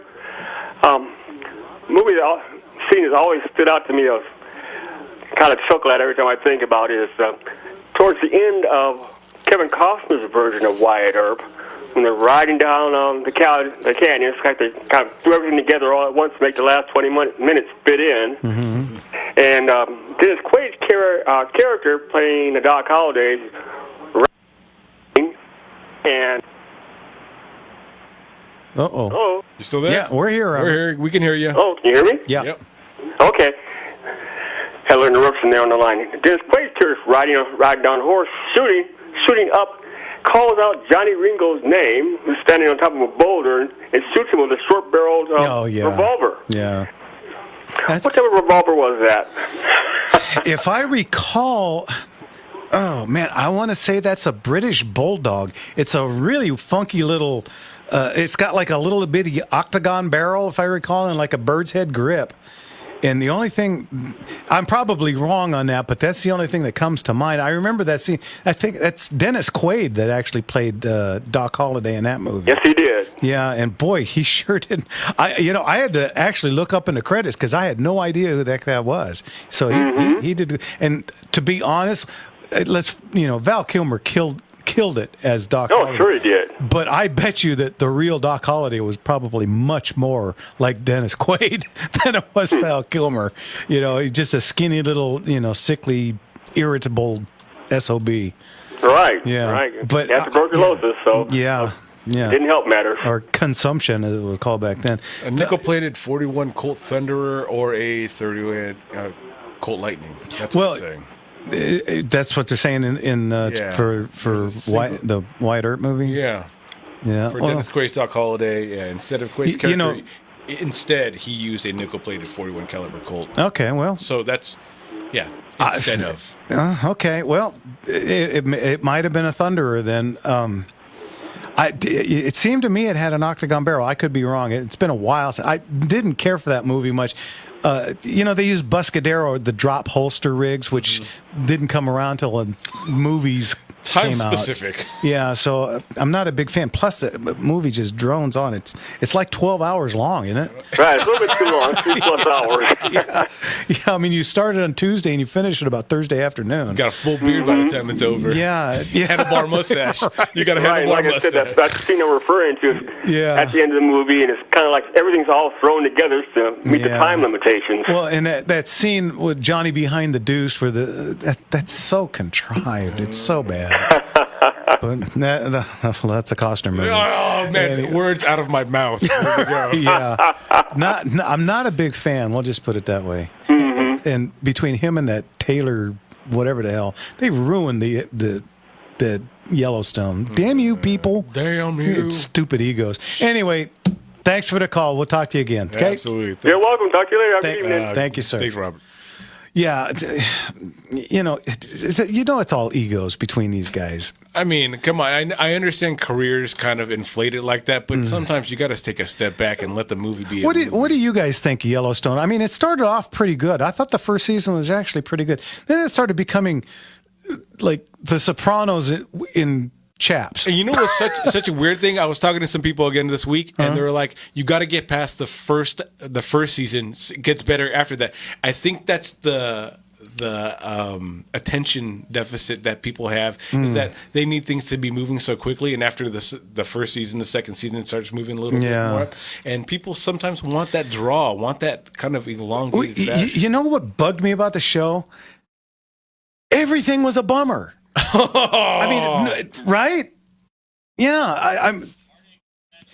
I mean, if you lived like that, you'd kill yourself. I mean, every time, it's like, oh, I'm getting out of bed. Oh my God, really? Everyone's, all of them? Like, okay, my daughter's just been burned alive practically. My son's been shot. This guy over here, this guy's trying to steal my land here. This guy's trying to steal my land. Everything. All my dogs? Yeah. No. Right? Wait, they stole my truck, my daughter, and my dog? Get out of here. Yeah, I know, like a constant bummer show. That means. Yeah. It's, I mean, every once in a while they could have something nice happen. Little levity. Give it a little levity. Even The Sopranos had some good laughs in it. Well, Jeez. Paulie. I mean, Paulie and Junior for laughs. They had a lot of good lines. We're not making a Western here. All right. You're listening to Gunslingers right here on the Gunslinger Syndicated Radio Network. Greg in L.A. We'll get to you as soon as we get back, and we'll be right back. Yes, sir. I like them other earphones better, Kevin. I know we say this every show, but this is the last segment. This whole show is about to be over. I know. It feels like we just sat down and we're almost ready to go home. It feels like this is the first half hour done right now. Yeah. We're getting into the second half hour. And we didn't get half the phone calls this week that we did last week.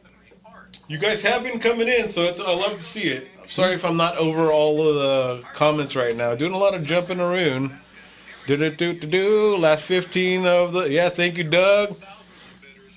The barbecues were cool in the show. Didn't accept the old every once in a while they would bust out a barbecue. And the one, when they went to the...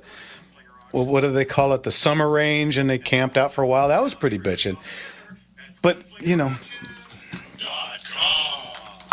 That's up for 5 seasons. Got to put me down and say this oh man, I blew it.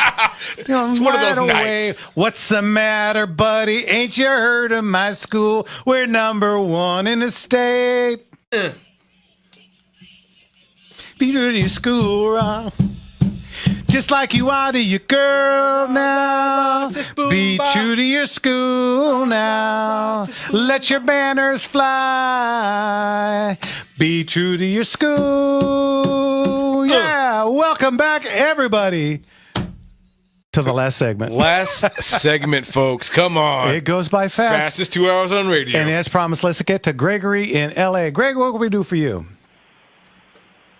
Mark, Jimmy, and Jeff? Yes, you sir. hear me okay? Well, Mark's not here tonight, but the rest of us are. Okay. Let me carry on. This is kind of what did you do in the war, Daddy? Sort of. By that I mean our future father, and credit to the mom and dad to be, they didn't start this large family of ours until they could be together. That was a big decision on their part to hold off onto that. And fortunately, the father component, or future father component, survived. What he brought back with him, aside from original, say, Japanese, presentation flag, was a heavy, a carbine, a military carbine, and built, had the Japanese inscriptions and all the rest of it. Even came with its own bayonet. My brother, who was in the Army for about 27 years, he inherited that weapon. The point is, who was renowned for building the military weaponry prior to and during World War II for the Japanese? Mitsubishi, Nagasaki. What heavy-duty company was doing this? There's a couple of arsenals, and I would just absolutely butcher it if I tried to pronounce it. Believe it or not, in the 20s, Italy was making Japan's guns. Oh. How interesting! Yeah, they're type. I don't remember. I am not a Japanese gun aficionado. We get a ton of them in, but there's Type 66, Type 999 to me. But there's you got them on the computer. I do. There's quite a few of them. Nagoya Army Ordnance Factory, Kokura, Toyokogyo. Yeah, see.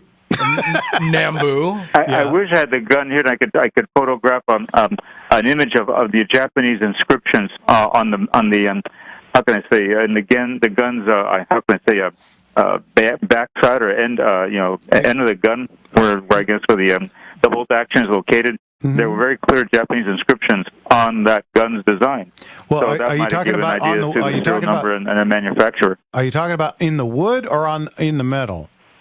It's in the metal. Yeah, okay, that's commonplace. At the very top where the crest would be, there would be a chrysanthemum, and there'd be some Japanese writing. And I went through that. I've told that story many times.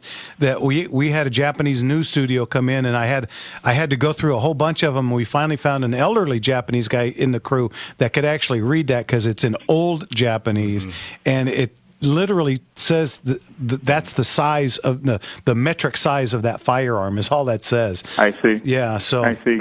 Because what I do remember, the barrel wasn't exceptionally large. It seemed like it was fairly, how can I say, maybe less than an inch in diameter. So it seemed like it was just designed to shoot very rapidly and probably for close up firing. That's my interpretation of what I was looking at when I still still had access to it. Well, the standard is fairly large. In fact, with some of the size of the Japanese back then, those guns were literally bigger than they were. But they did make carbines, and they made it with a monopod. Some of them came with airplane sights, which is absolutely ridiculous. they talk about delusions of grandeur. They thought that they could shoot an airplane with this bolt-action rifle.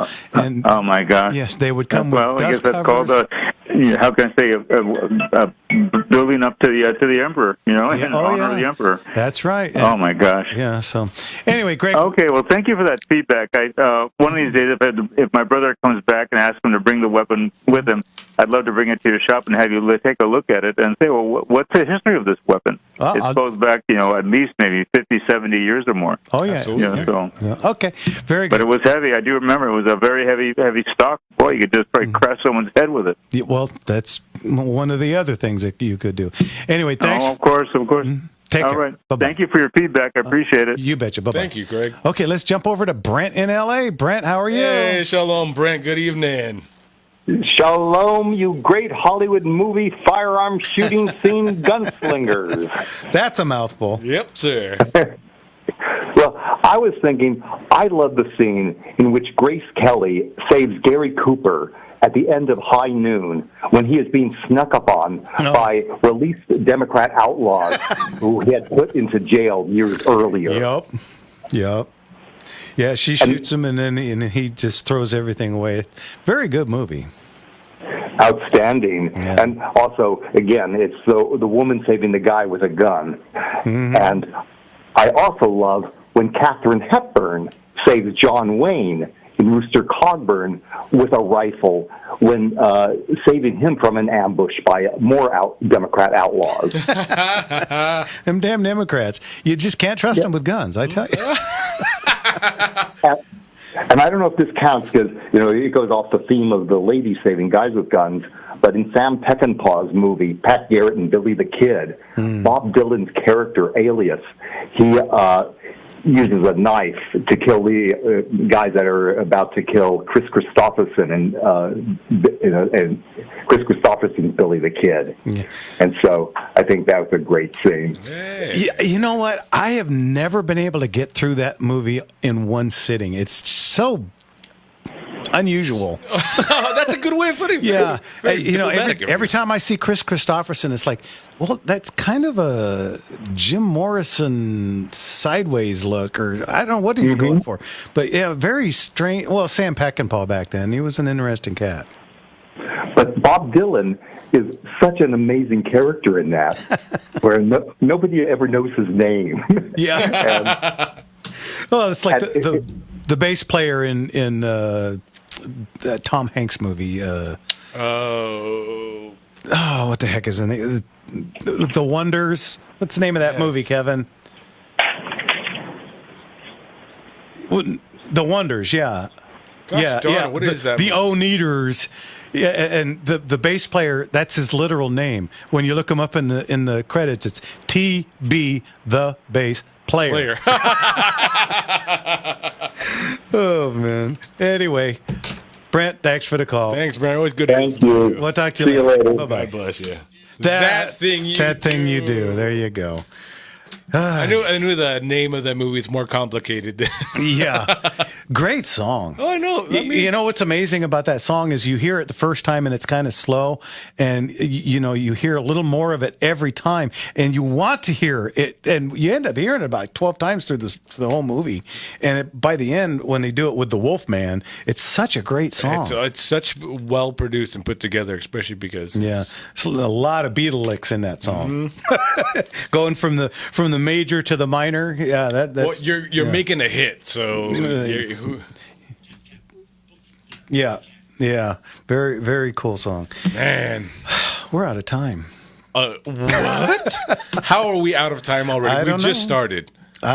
the fastest 2 hours of my week. I don't know about you guys. As usual, I want to thank all the callers for calling in. All you guys on the internet. All you guys. Appreciate it. We would definitely appreciate it if you would like and share. Yeah, keep liking, keep sharing. I know we're getting a couple views on this, but if you're on right now, it doesn't cost you anything. Doesn't take any time out. Just hit the like button. It helps more people see us, and helps, just like the shorts. Those shorts have been going out. We gained, I think, about 100 new viewers and followers on YouTube. Hopefully, you guys will help us cross that threshold into 1,000 subscribers on there, and that'll just keep bumping this place up, man. We'll keep it rolling. It's time to let the little show that could do.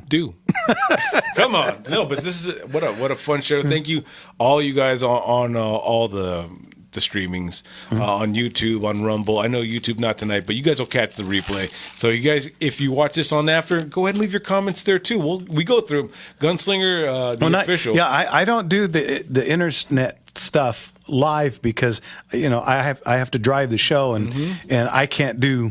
I can multitask like a mofo, but I cannot do that and then try and talk and direct the show and everything else. So I don't read them till I get home. And I if there's something interesting enough, I will post on it. Oh yeah. We do like to make sure that we are with you guys even post show. We're on there. I've seen you guys' comments on the shorts and all that. Love to see it. So keep doing it. Keep pushing it out. The more we are active on there, the more we can get this out and the more we can bring you more great shows. So thank you guys. And you guys make the show. Yeah, and want to thank Kevin who's doing double duty. He's in for Ryan tonight. Yeah. Of course, RJ and little Ronnie in there on the phones. And Jason over there. Yeah. Thank you guys. Love you guys. We couldn't do this literally without you guys. No, because nobody let us in. No.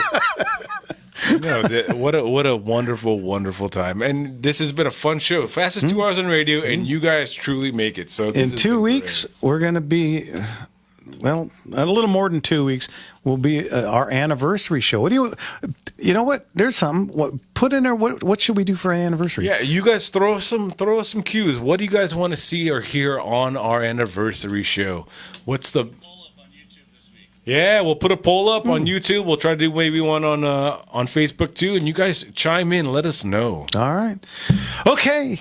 Don't forget to smile. Just a little curve sets a lot of things straight. Want to thank Leon for that. Yes, and we'll see you guys all next week. Love you guys. God bless you.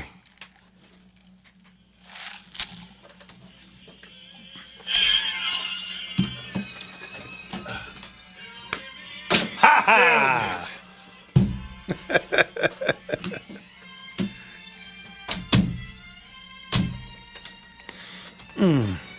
I went before the show. I actually don't have to go this time. Hey now, I went in the middle of the show, so hopefully, and I had no water or coffee here. Oh, so. jeez. There you go. Sweet. Ooh. Well, that was really fun. Love a show like that, even without the tremendous amount of calls. That flowed really well. Because you hit all the spots.